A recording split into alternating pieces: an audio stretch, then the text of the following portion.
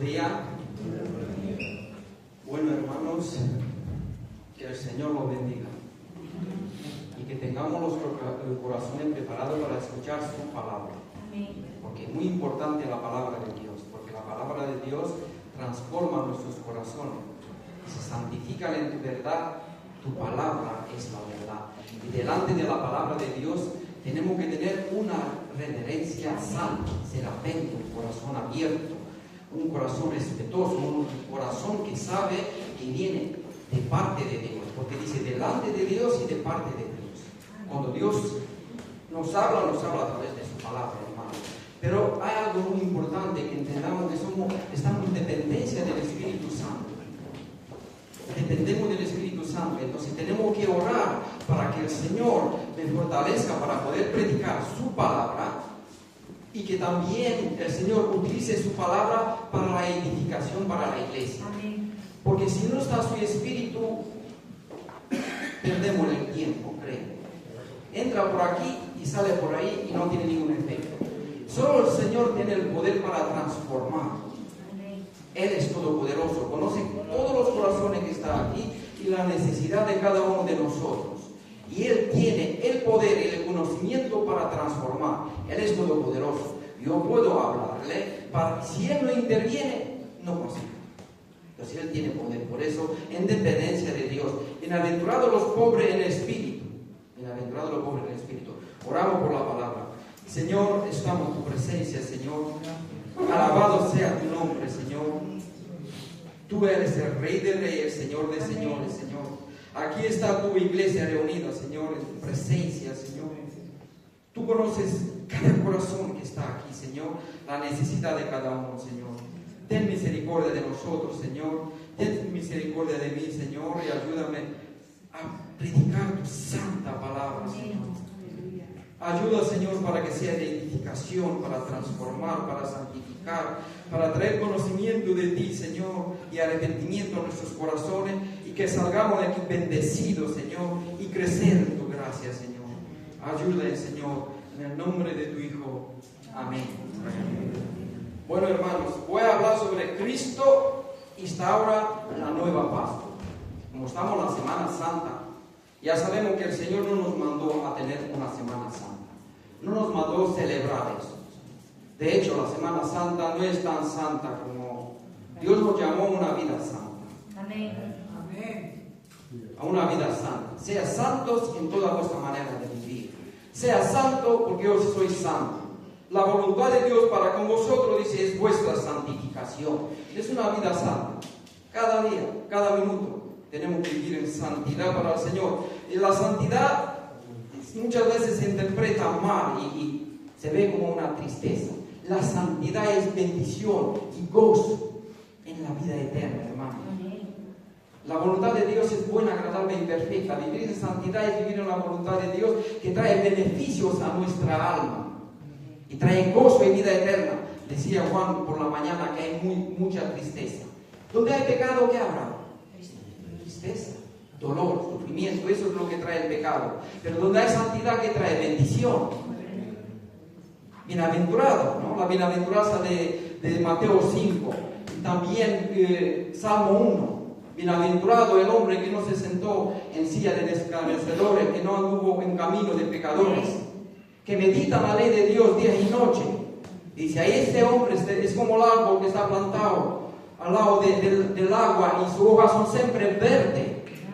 Y todo lo que hace prosperará, mas no así también de los malos. Son como el tamo que mordemos el diente. Entonces, hermano, la santidad es bendición para nuestra alma, es alegría, es gozo, es vida eterna, estar en la presencia de Dios, porque la voluntad de Dios es para nuestro bien. Dios es bueno y de Dios no puede salir nada mal, hermano. En Él no hay tiniebla, Él es luz total. Y todo lo que demanda de nosotros es bueno y trae bendición a nuestra alma, seguramente.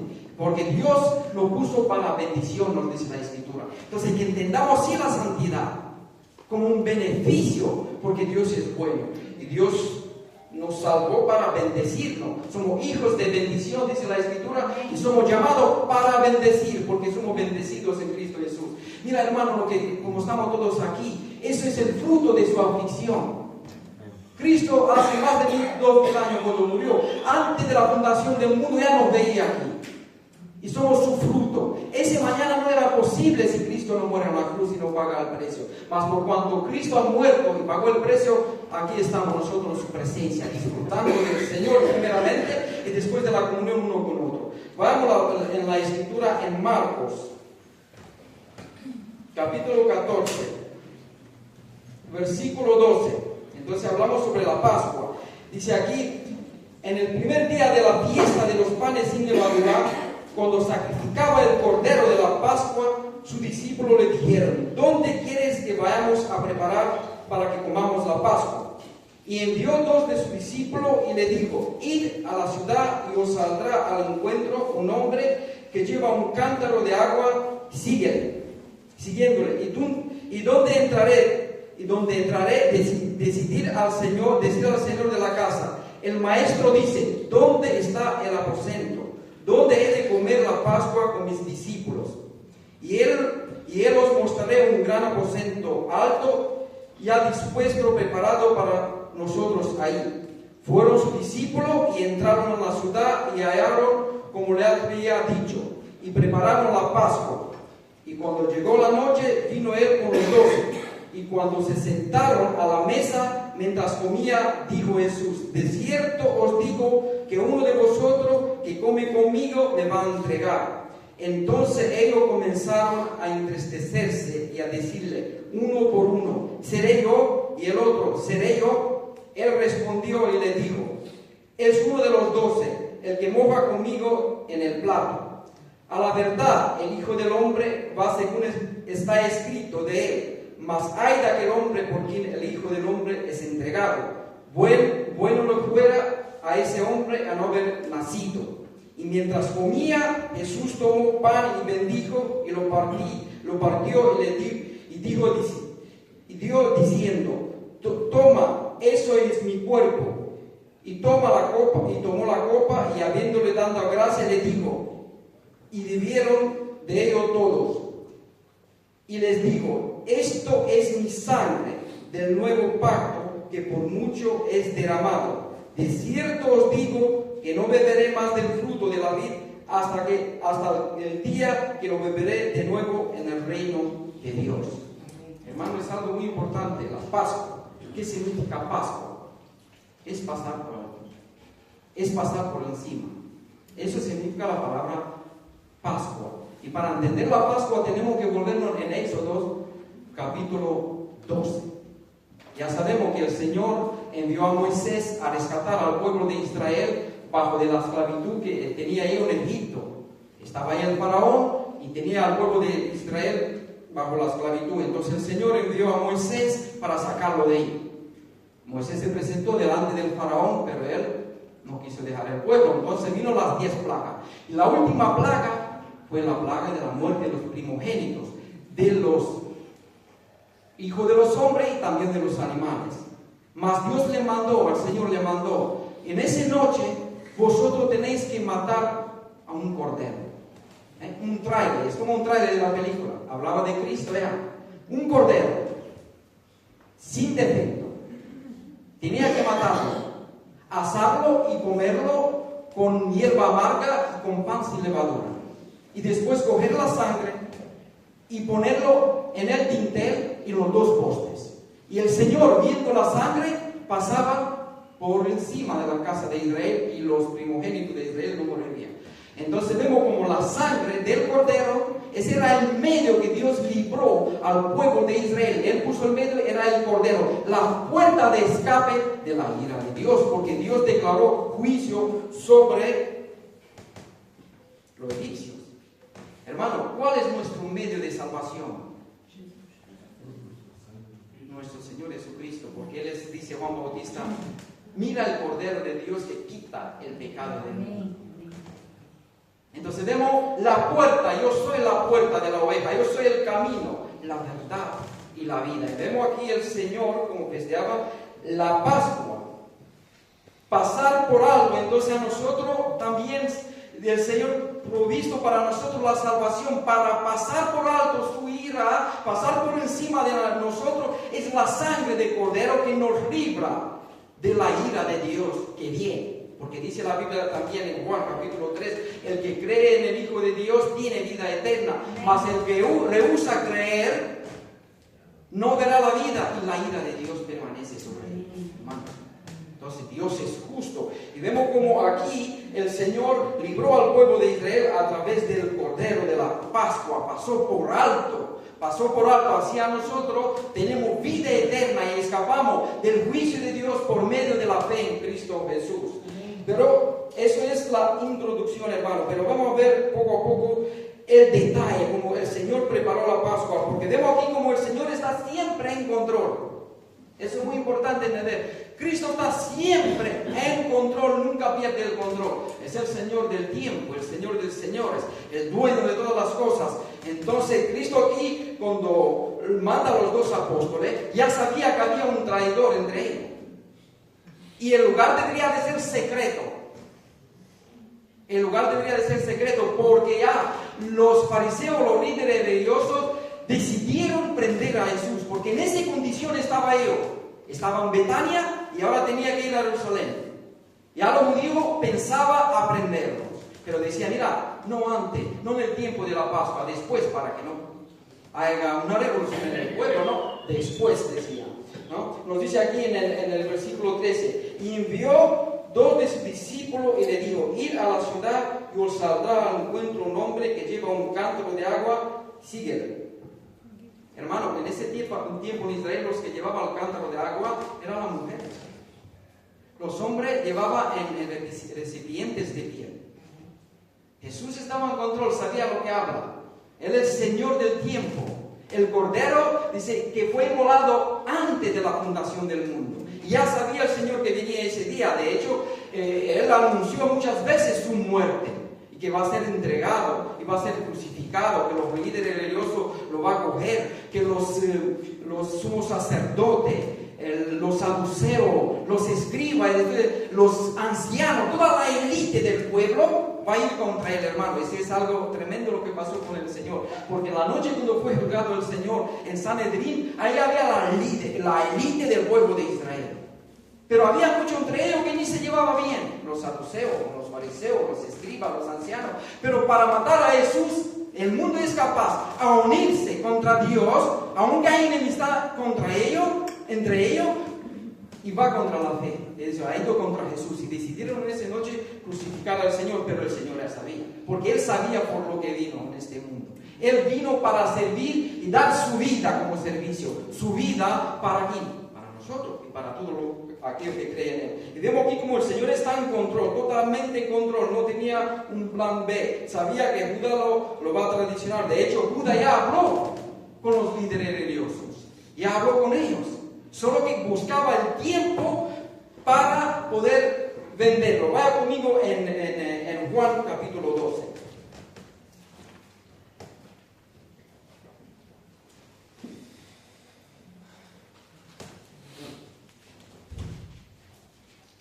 Versículo 54.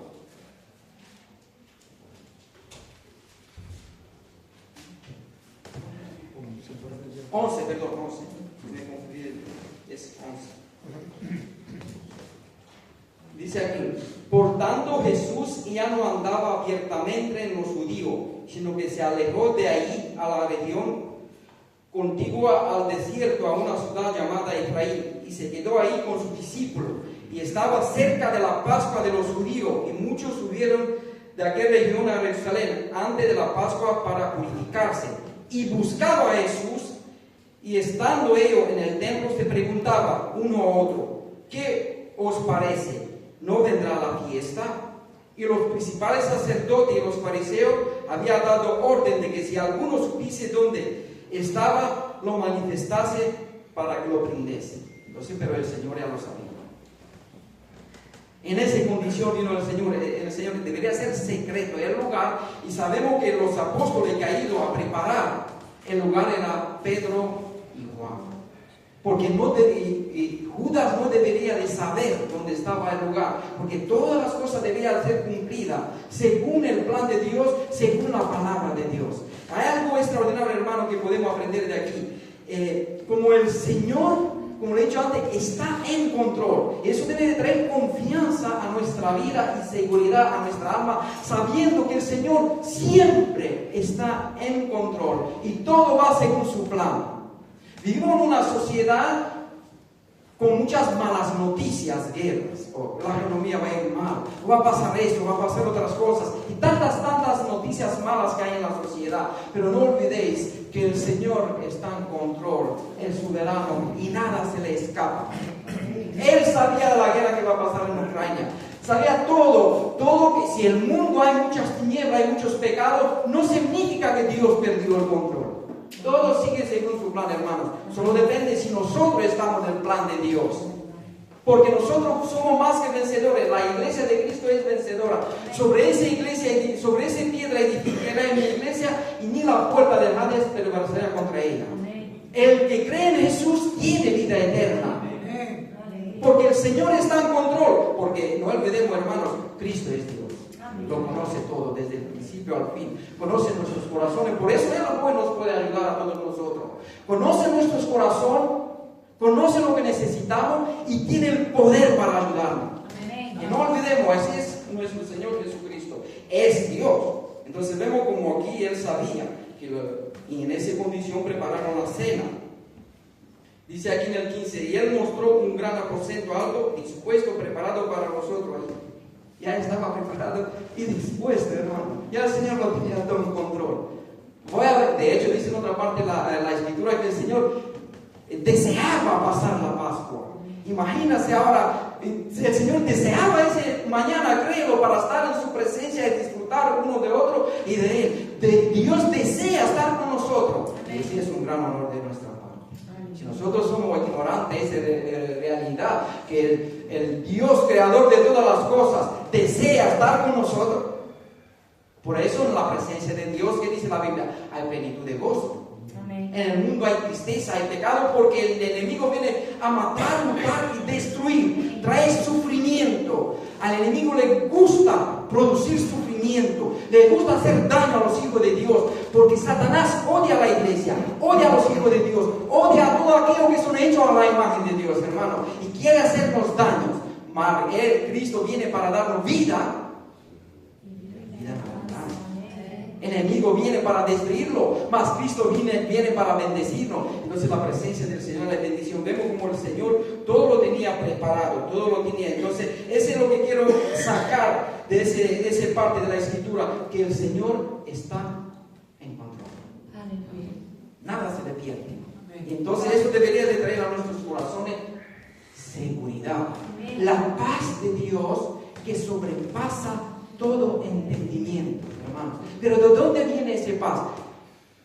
Del conocimiento de Dios, de confiar de quién es Dios, que Él siempre está en control, siempre nos cuida. Imagínense, dice la Escritura, que si un pelo nos cae de la cabeza, Él ya lo sabe. Nosotros dormimos y ni sabemos de nosotros, pero Él sigue sabiendo, porque Dios nunca duerme. Entonces, ¿cuánta confianza trae, cuánta paz trae a nuestros corazones si creemos es verdad? Porque es verdad, la palabra de Dios, hermanos, es absoluta. Todo lo que declara ello es verdad absoluta. Entonces el Señor está en control. No te asuste, no tenga ansiedad, no tenga miedo, no tenga temor. Dios está con nosotros y está en control. Entonces ellos obedecieron. En 16 dice, fueron los discípulos y entraron en la ciudad y hallaron como le había dicho y prepararon la Pascua. El Señor lo ha dicho y prepararon la Pascua. Entonces todo lo que nos dice el Señor en su palabra, dice, Él se ha ido para prepararnos un lugar, hermanos.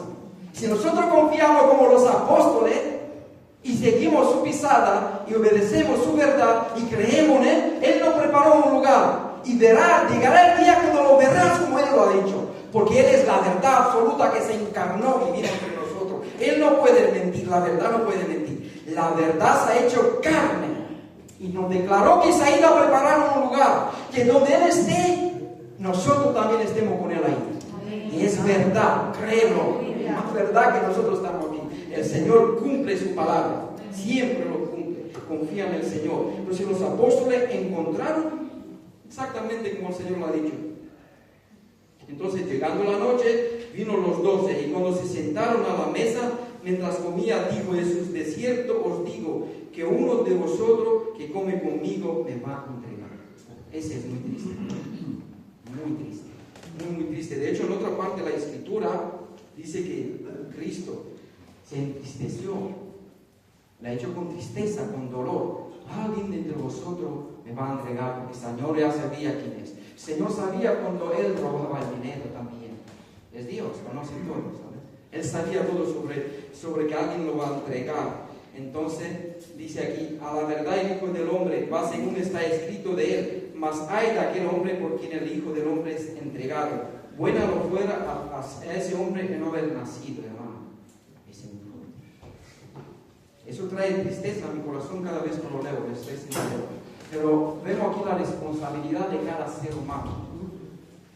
Él 3 años aprendió del Señor, ha visto los milagros que el Señor ha hecho, el poder, el amor, y ahora 3 años disfrutando del bendito carácter de nuestro Señor Jesucristo, viendo los milagros, el poder que tiene, la santidad, y después de todo eso, después de 3 años, lo despreció y lo odió.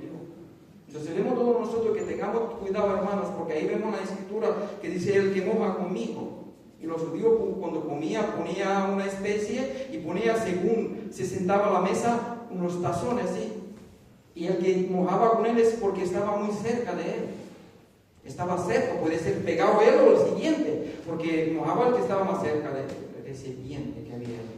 Entonces, el que estaba más cerca, por eso tenemos que tener cuidado, hermanos. Podemos escuchar la palabra de Dios, podemos estar muy, muy cerca de Jesús, podemos llevar a Jesús de mano, pero después venderlo por el mundo. Esto es muy triste. Después que nosotros disfrutamos de los poderes de los reinos de Dios, vemos la bendición, vemos lo que Cristo ha hecho por nosotros, vemos cuánto Dios nos amó, y ahora venderlo por el mundo. Hay una canción que qué triste es volver al mundo y servir a Satanás, que viene a hurtar, matar y destruir, cuando nosotros somos llamados a servir al Rey de Reyes, al Señor de Señores, el que tanto nos amó, hermanos, y dejó el cielo y se bajó por nosotros. Él no nos debía nada a nosotros, hermanos. Él no nos necesita, es Dios, está en control. Él no es infeliz sin nosotros, créelo. Él es bendecido en todo su ser, Él es luz. Él no necesitaba bajar del cielo a morir por nosotros, pero nos amó con amor eterno. El Dios que creó el universo, hermano, lo que creó nuestro cuerpo, es un ser tan inteligente, tan poderoso, tan hermoso, que baje del cielo y que nazca un pesebre, que coja un cuerpo humano, que sea maltratado por los que Él creó, y todo eso para que yo y tú seamos salvos, y después que llegue yo a despreciar ese amor de Dios y me vuelva contra Dios, venderlo y servir a Satanás, que trae solo destrucción y muerte. No, hermano, dice la Biblia que nosotros no somos los que retrocedemos, somos los que vamos para adelante. Para eso fuimos llamados. No miramos para atrás para ver y nos convertimos en piedra. No, hermanos. Ya sabemos en quién creemos. ¿Lo sabes? ¿En quién crees? Que crees en el Señor de señores, en los reyes de reyes. Entonces vemos como Judas lo vendió porque lo despreció y no lo amó después que ha visto la grandeza del Señor. Se imagina 3 años con Él. ¡Qué bendición! ¡Qué grandeza! ¡Qué grandeza! Estar 3 años con el Rey de Reyes, el Señor de señores. El Señor y Creador de todas las cosas, porque dice la Escritura que todas las cosas fueron creadas mediante Él y para Él, hermano. El Padre creó todas las cosas para Cristo, porque dice la Escritura, porque el Padre ama al Hijo. Y a nosotros también Dios entregó a Cristo.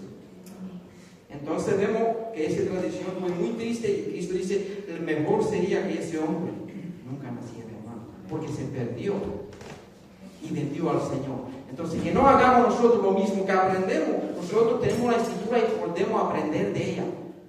No vendamos a Jesús por nada en este mundo. Porque ¿sabe qué es? Es cambiar la arena por oro. Porque Él es gran tesoro, es la piedra preciosa. ¿Dónde podemos encontrar un ser como Jesús en el mundo? No lo hay. Él es el único entre los profetas, en todos los líderes, reyes o religiosos, de cualquier otra forma. No hay nadie como como el Señor Jesucristo, te aseguro, hoy de leer todos los libros del mundo y ver todos los líderes, todos los reyes, nunca encontrarás un ser como Jesús. Amén. Merece ser servido y honrado. Lo merece. Él es digno. Por eso cantamos, hermanos, cuando cantamos las alabanzas. Digno. Digno es el Señor. ¿Por qué lo decimos? Porque de verdad es digno. De verdad. No hay nadie como el Señor Jesús. Pues Él es bueno, Él es perfecto. Él nos amó con amor eterno, hermano. Y por eso dice la Biblia en otro sitio que los que lo sirve entregará, por voluntad se entregará al Señor. Porque nosotros le entregamos el corazón al Señor porque Él nos amó primero, dice la Escritura. Y ahora nosotros lo amamos. Servir a Jesús y vivir en santidad, servir a Dios, viene del amor y la pasión que tenemos por Él. El que sirve a Dios por un temor, o solo mentalmente porque piensa que es mejor, es decir, moralismo, no sirve, hermano. Somos llamados a amar a Jesús y a servirlo por amor. A servirlo por amor. Entonces vemos que aquí Judas, a eso voy, no lo amó. Al que vemos qué fuerte es el pecado en el corazón del hombre, al que es digno de ser amado, a la piedra preciosa, no lo amó, hermanos, porque si lo amaba nunca lo vendía, pero vemos que otras cosas que vemos de los apóstoles, una buena actitud, dicen 19, entonces ellos comenzaron a entristecerse, a decirle uno por uno, seré yo, y el otro, seré yo. No confiaron en sí mismos, hermanos, no confiaban. Así nosotros no confían en tu corazón, no confían en tu poder, confían en el Señor. Amén. Porque dice el Señor, fuera de mí, nada podéis hacer, sin mí nada, se refiere a nada espiritual, según la voluntad de Dios. Todo lo que hacemos fuera de Jesucristo es trapo de inmundicia, hermano. Puede ser bueno, cosas buenas, pero si está fuera de Jesucristo es trapo de inmundicia. Fuera de mí nada podéis hacer. Entonces no confiemos nosotros mismos en nuestros poderes, en nuestras capacidades, sin fortalecemos en el poder de Dios, como dice en Efesios. Porque hay una lucha espiritual contra las tinieblas, y sin el poder de Dios no podrás vencer, hermano. Diablo te va a vencer sin Dios. Porque si él engañó a Adán cuando estaba santo al principio y no había todas las ofertas del mundo, ay de nosotros sin Cristo. Por eso tenemos que confiar en el Señor, en el poder de su fuerza, fortalecido en el Señor, en el poder de su fuerza. Porque el Espíritu Santo que mora en nosotros, si el que está en nosotros es más grande que sale en nosotros, más grande que el diablo. Entonces en Cristo hay victoria, porque dice la Escritura, son más vencedores. Pero ¿por qué dice por medio de quién? Vida. Entonces debemos ver, sabía que son pecadores. Señores, ¿soy yo? Señor, ¿soy yo? Qué dolor saber eso. Entonces yo digo, Señor, muchas veces, ayúdame, Señor, que no te venda nunca. ¿Será yo, Señor? Que no sea yo, Señor, no confío en mí, Señor. Enséñame, revélame a mi corazón, enséñame a través de tu Escritura dónde estoy fallando, porque seguro por algún sitio estoy fallando. Porque es engañoso su corazón. Revélame, Señor. Enséñame si ando en camino malo. Porque el corazón, hermano, el orgullo muchas veces le dice, muchos caminos le parecerá al hombre bueno, pero lo llevará a la muerte. Y me puede parecer cosas buenas y trabajar para el Señor, pero que no sea según su voluntad. Entonces, que digamos eso, Señor, enséñame tu verdad. Enséñame a andar según tu voluntad, porque tu voluntad siempre es buena. Entonces, esa actitud era muy buena de los apóstoles, que se preguntaron, no confiaron en sí mismos. Pero el Señor ya sabía quién es, como le he dicho antes, el Señor siempre está en control. Bueno, pasamos al otro paso, la introducción de una nueva Pascua. En versículo 22, y mientras comía, Jesús tomó pan y bendijo y lo partió y le dijo, diciéndole, tomar, eso es mi cuerpo. Tomar es mi cuerpo. Darse cuenta que ellos venía de 1500 años y tenía sus costumbres como festejaba eso. Tenía un guión, se ponía a la mesa, ponía el pan, todo lo que hacía, había una cultura religiosa y tenía que seguirlo. Y de golpe el Señor cambia totalmente eso, hermanos, porque aquí había algo, el viejo pacto, ahora viene el nuevo pacto, el Viejo Testamento y el Nuevo Testamento. Y el Señor cambia totalmente sus costumbres, porque ahora el cordero no estaba sobre la mesa, hermano, estaba en la mesa. Estaba en la mesa. cambió todo. Por eso nosotros tenemos que estar muy bien centrados en el nuevo pacto que está hecho en la sangre del Cordero. Porque dice aquí, y tomar este es mi cuerpo. Y tomando la copa, habiendo dado gracias, le digo, y bebieron de ella todos. Y le digo, esto es mi sangre del nuevo pacto, que por muchos será derramado. Nuevo pacto, nuevo testamento, ya pasó hasta aquí. Ahora empieza lo que decía Éxodo 12. Ese era el trailer. Pero ahora vino el Cordero de Dios que quita el pecado del mundo. No solo lo cubre, porque los animales no podían. No tenía ese valor para quitar el pecado, hermano, porque en Cristo, la sangre preciosa del Cordero, sin mancha. Cristo es Dios, solo Dios podía morir y pagar el precio, porque el pecado es muy grave, es contra Dios. Entonces, solo la sangre de Cristo podía limpiarnos de todo pecado y de toda maldad, porque su valor es inestimable, hermano. Amén. Y puede pagar todo pecado y toda deuda contra la ley de Dios. Todo se puede pagar. Entonces, por la sangre de Cordero, el nuevo pacto está en la sangre de Cordero, que no cubre el pecado y quita el pecado. Lo quita, limpia, hermano. Y por su sangre tenemos vida eterna. Entonces dice aquí, qué bonito, ¿no? Y mientras comía, Jesús tomó pan y bendijo y lo partió y le dijo, tomad, ese es mi cuerpo. Tomad, ese es mi cuerpo.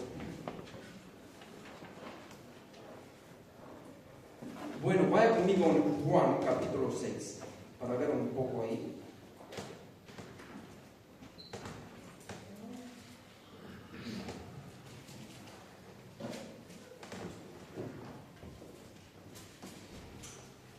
Versículo 32. Y Jesús le dijo, de cierto os digo, no os dio Moisés el pan del cielo, mas mi Padre os da el verdadero pan del cielo. Porque el pan de Dios es aquel que desciende del cielo y da vida al mundo. Da vida. Y le dijeron, Señor, danos siempre este pan. Jesús le dijo, yo soy el pan de vida. El que a mí viene nunca tendrá hambre, y el que en mí cree no tendrá sed jamás. Hermano, todo aquello que confía en el Señor Jesucristo, que confía en Él, ya su alma no tiene hambre, porque en Cristo hay descanso. En Cristo es donde descansamos nosotros espiritualmente. Todos aquellos que confían en el Señor Jesucristo y van al arrepentimiento y fe en Él, su alma descansa en el Señor. Ya no hay condenación, ya hay paz para con Dios, como lo dice Romanos capítulo 5. Paz tenemos para con Dios por medio de nuestro Señor Jesucristo. Sabéis que tener paz para con Dios es todo del ser humano, hermano. Si tiene paz para con Dios, tiene paz con todo el mundo. Porque aquí habla de algo de ambos. Por eso el ser humano siempre está vacío, porque no tiene paz para con Dios, no tiene comunión con Dios. Nosotros fuimos creados para tener comunión con Dios, para conocer a Dios, para amar a Dios y para disfrutar de Dios. Ese es el principal propósito de la vida.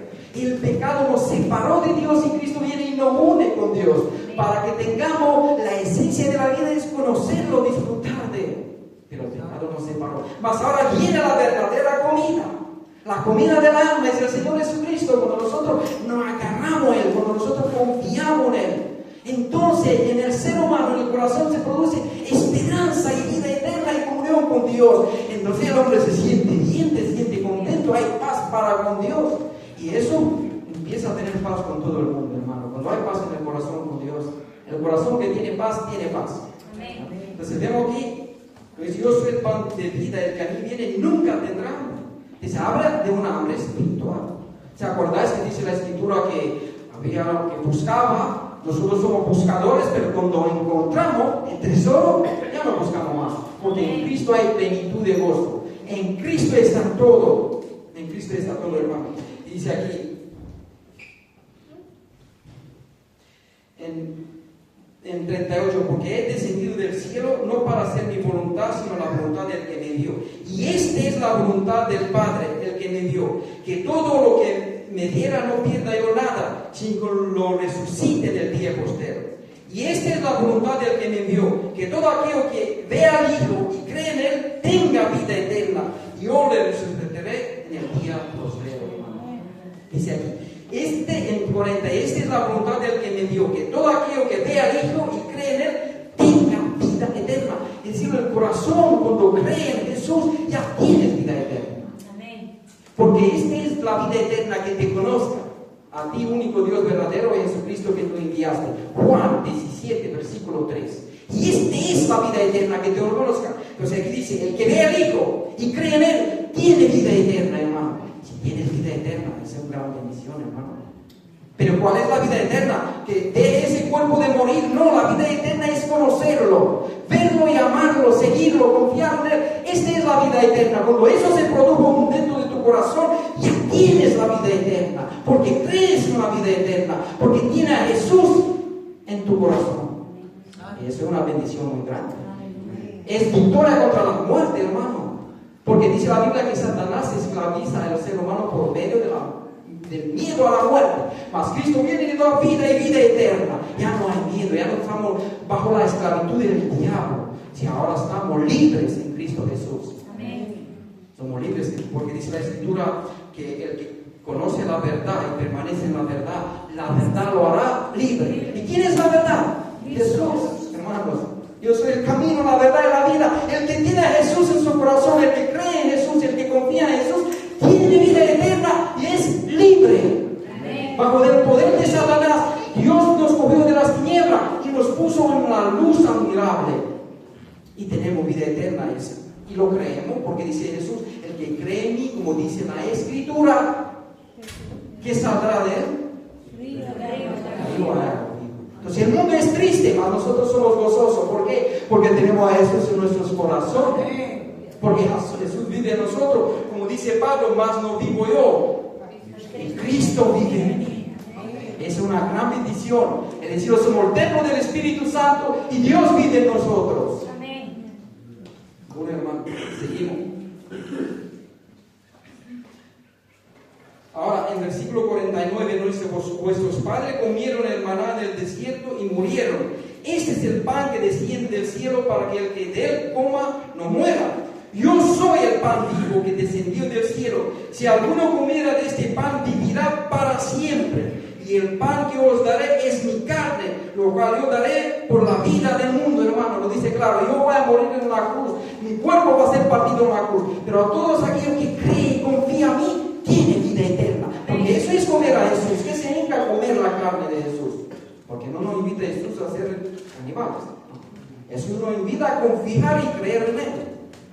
Y creer que únicamente podemos ser salvos a través de la fe en Él, por lo que Él ha hecho por nosotros. Ese es comer la carne del Hijo de Dios. Bajó del cielo, dejó el cielo, como dice en Filipenses capítulo 2, se despojó a sí mismo y se humilló hasta la muerte y muerte de cruz y pagó el precio. Mas todos aquellos que confían en Él y se agarran a Él, tienen la verdadera vida. Por nuestro problema es el pecado, hermano. Y ese Cristo pagó por nosotros. Ya no hay condenación, dice la Biblia. Ninguna condenación hay para los que están en Cristo Jesús. Amén. Que no vive según la carne, más vive según el Espíritu. Ninguna, no hay condenación. Cristo pagó el precio y todos los pecados están echados en el mar. Y Dios se olvida de todos nuestros pecados. Y está pagado el precio. ¿Lo crees así? Mi hermano, si tú no crees de verdad que Jesús y la única forma de ser salvo es por medio de Jesús, ya tienes un problema. Y vives sin duda. Y eso es lo que quiere el diablo, para que vivan condenación. El diablo quiere ensuciarte para que cada vez sea más sucio.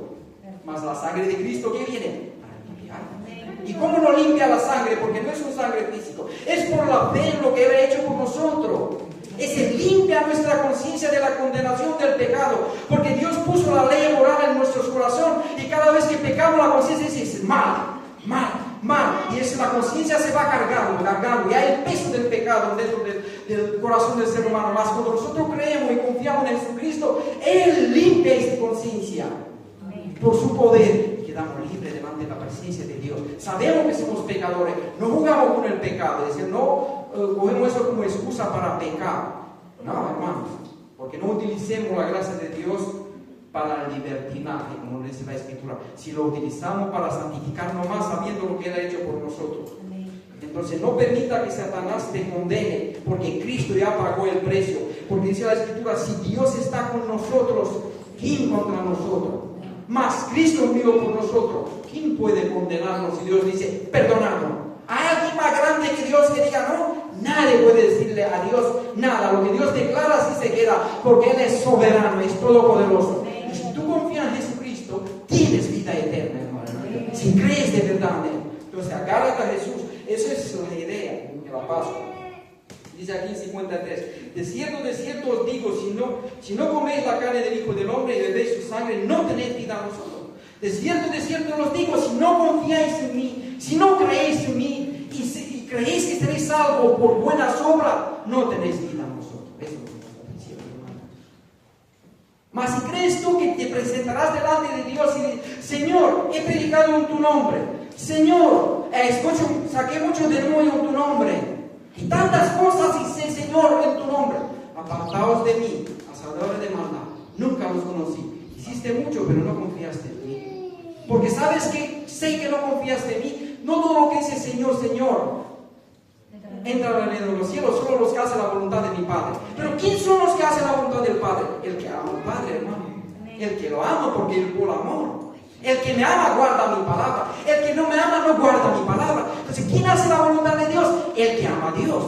El que ama a Jesús, el que conoce a Jesús, el que confía en Jesús, ese ama, hace la palabra de Dios. Entonces, eso es lo que dice Jesús ahí. No dice que seremos salvos por las obras, solo que el que confía, el que cree, el que ama a Dios, lleva la palabra en la práctica. Entonces, amamos nosotros a Jesús y cuántas cosas, cuánta bendición trajo a nuestros corazones. Y sigue diciendo, el que come mi carne y bebe mi sangre tiene vida eterna, y yo le resucitaré en el día posterior. Porque mi carne es verdadera comida y mi sangre es verdadera bebida. El que come mi carne y bebe mi sangre, en mí permanece y yo en él. Hermanos, lo dice claro, el que come mi carne y bebe mi sangre tiene vida eterna, y dice la verdad encarnada, y yo le resucitaré en el día posterior. Él nos resucitará en el día posterior. Todo aquello que confía en Jesús, que cree en Él, que lo ama, que lo sigue, que sabe que son salvos a través de su sangre, Cristo los resucitará en el día posterior. Lo promete, la verdad absoluta, creo, hermano, coge los tuyos, eso produce vida eterna y gozo en tu corazón. Hay vida eterna, hay esperanza, la muerte está vencida. Cristo lo venció, el pecado trajo la muerte, Cristo trajo la vida.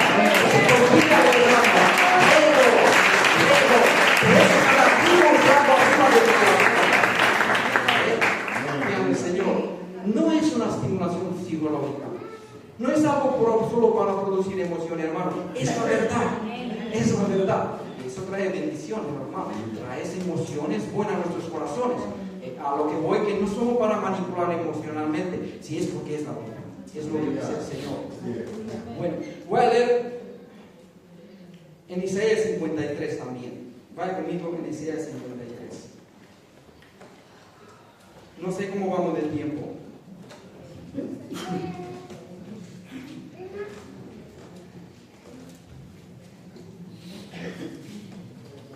El versículo 3 nos dice aquí sobre el Señor. Ese capítulo es para leerlo todos los días. Nos dice, despreciado y desechado entre los hombres, varón de dolores, experimentado en quebranto, y como que escondimos de él el rostro, fue menospreciado y no lo estimamos. Ciertamente llevó él nuestras enfermedades y sufrió nuestros dolores, y nosotros lo tuvimos por azotado, por herido de Dios y abatido. Mas él herido fue por nuestras rebeliones, molido por nuestros pecados. El castigo de nuestra paz fue sobre él, y por su llaga fuimos nosotros curados. Todos nosotros descarriamos como oveja, cada cual se apartó por su camino, mas Jehová cargó en él el pecado de todos nosotros. Angustiado él y afligido, no abrió su boca. Como cordero fue llevado al matadero, y como oveja delante de sus tranquilizadores, enmudeció y no abrió su boca. Por cárcel y por juicio fue quitado, y su generación, ¿quién lo contará? Porque fue cortado de la tierra de los vivientes, y por la rebelión de mi pueblo fue herido. Y se dispuso con los impíos su sepultura, más con los ricos fue en su muerte, aunque nunca hizo maldad ni hubo engaño en su boca. Con todo eso Jehová quiso quebrantarlo, sujetarlo a padecimiento, cuando ha puesto su vida en expiación por el pecado. Verá linaje, vivirá por los largos días, y la voluntad de Jehová será en su mano prosperada. Y hay aquí algo muy importante, hermano. Mira cómo está diciendo: verá el fruto de la aflicción de su alma y quedará satisfecho. Darse cuenta, él sufrió, fue asesinado, no había pecado en él. Cuando estaba en la cruz le decía: si estás con Dios, ¿dónde está tu Dios? Se burlaba de él. ¿Dónde está tu Dios? Si tú dices el que dices, quítate de la cruz. ¿Dónde está tu Dios? Se burlaba del Señor. Y enmudeció su boca, no respondió delante de Pilato, no. Y todo eso, ¿qué dice la Biblia? Por nuestros pecados, porque en él no había pecado. Pero dice aquí: verá el fruto de la aflicción de su alma y quedará satisfecho. ¿Y quién es el fruto? ¿Quién? Como he dicho antes, ese mañana es posible por lo que ha hecho Cristo, todo ese sufrimiento pagado por nosotros, para que nosotros podamos disfrutar hoy, que tenemos la ara del Espíritu, disfrutar de los poderes del reino de Dios. Amén. Disfrutar de Jesús. Entonces Cristo está aquí ahora y disfruta y se goza con nosotros. Él sabía que vendrá ese momento. Y verá la aflicción de su alma y verá el fruto, que nosotros somos el fruto, hermano. Cristo nos ama y deseó estar esa mañana con nosotros. Créelo que es verdad, porque al que tú amas quiere estar con él. Cristo quiere estar con nosotros. ¿Por qué? Porque nos ama con amor genuino, real. Él no nos debió nada y murió por nosotros, es porque no ama. No depende de nosotros, Dios nos ama, pero con amor genuino. Perfecto. Y voy a acabar, hermano, porque había ahí, los judíos tenían 4 copas. Pero Cristo dejó algo en suspenso. La 4ª copa. Mira lo que dice aquí.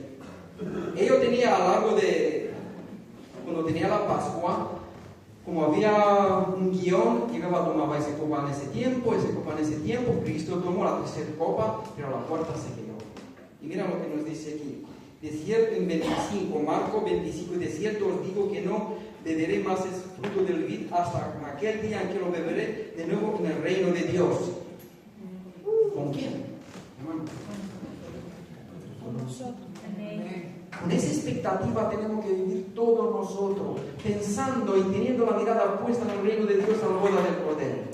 Llegará el día cuando todos nosotros estamos en su presencia disfrutando de Cristo y disfrutando de la presencia de Dios eternamente. Dice Cristo: mira, esta copa lo debo hasta el día cuando nos vamos a ver de nuevo en el reino de Dios, para disfrutar ya eternamente de mi presencia y estar juntos eternamente. Qué bendito es nuestro Señor, dejarnos con esa esperanza de la vida eterna. Él todo lo hace perfecto, hermano. Y le voy a leer un versículo en Apocalipsis y termino. Apocalipsis 19, de 7 a 9. Dice aquí, mira cómo nos dice, hermano: téngalo en tu corazón, gocémonos y alegrémonos, y demos la gloria, porque ha llegado la boda del Cordero y su esposa se ha preparado. Ella se le ha concedido que se vista de lino fino, limpio y resplandeciente, porque el lino fino es la acción justa de los santos. Y el ángel me dijo: escribe, bienaventurados los que son llamados a la cena de la boda del Cordero. Y me dijo: estas son palabras verdaderas de Dios. Gocémonos y alegrémonos. Viene la boda del Cordero. Viene. Y hay una cena, hermano. Dice, es la cena. Ese, como vemos, la Pascua es la cena, pero hay otra cena en la boda del Cordero. Y dice aquí, finaliza de esta forma. Escribe, bienaventurados, dichosos, felices. En el mundo hay tristeza, pero bienaventurados los que están en el reino de Dios. Espera la boda del Cordero y la vida eterna en la presencia de Cristo, en la presencia de Dios eternamente. Mira, hermano, enjugará a Dios toda lágrima, todo llanto, todo dolor. No hay sufrimiento, no hay enfermedad, no hay dolor. Ahí será quitado todo. Es el reino de Dios, establecerá el reino de Dios. Y dice, son llamados a la cena de la boda del Cordero. Y me dijo, escúchale bien, hermano, estas son palabras verdaderas de Dios. Hermano, esa es palabra de Dios, es palabra verdadera de Dios y se cumplirá. Es como un segundo. Ahora estamos aquí, la vida es muy rápido, pasa, es como una sombra y llegará la boda del Cordero. Tenga la mirada puesta en el cielo donde está Cristo, dice la Escritura en Colosenses capítulo 3. Entonces, viva con esa expectativa, viva con esa esperanza que vas a tomar esa copa con el Señor Jesucristo. Viva, gózate y alégrate en el Señor. Entonces, hermano, Esa es la Semana Santa. La Semana Santa es estar con Cristo todos nuestros días, creer en Él, confiar en Él, disfrutar de Él y pensando y creyendo que un día vamos a estar eternamente con Él. Que el Señor los bendiga. Amén.